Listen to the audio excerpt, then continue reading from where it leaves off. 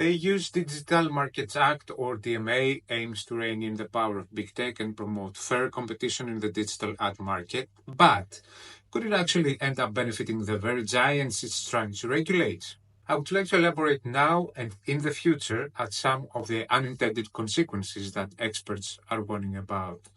First, the DMA's restrictions on personal data collection has already pushed ad platforms to rely more heavily on model data instead. This is how Google first stepped in and created Consent Mode version 2, which is actually doing this.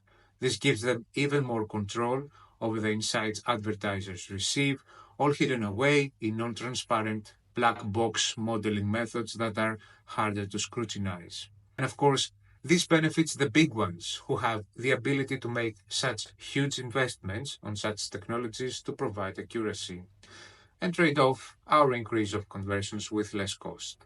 Secondly, as third-party cookies get phased out, many platforms might turn to sneakier tracking methods that are harder to detect, like browser fingerprinting, you will hear it more in the future, or leveraging their vast stores of first-party data. So, while it might seem like tracking is reduced, it could just be getting more covert.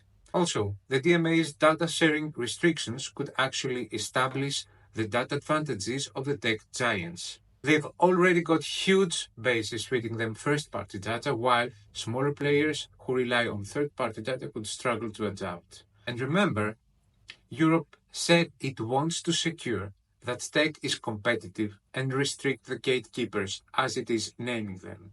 That's a big contrast. Even with the DMA pushing for transparency, key parts of the ad platform's operations can still remain hidden from advertisers. This makes us, advertisers, more dependent on the platform's aggregated reports and less able to verify outcomes independently. Finally, the complexity and cost of complying with the DMA might scare off smaller ad tech companies from operating in Europe and generally in the world altogether.